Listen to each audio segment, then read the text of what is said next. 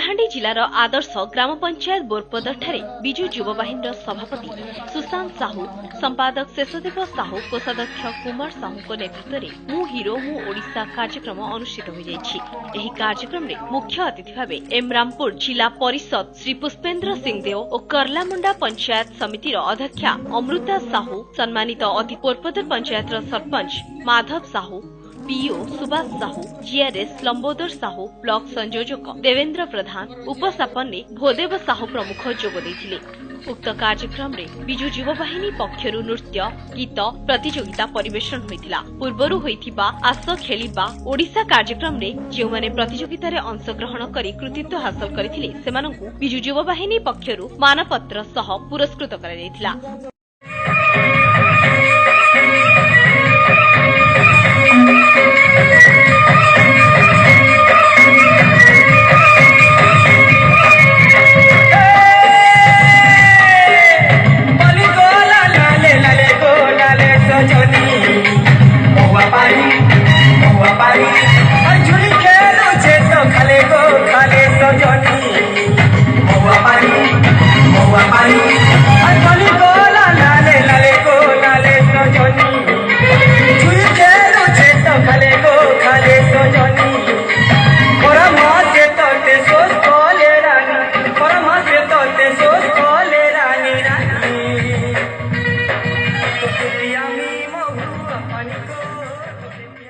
कलाहांडी पवित्र साहू की रिपोर्ट, स्वस्तिक न्यूज।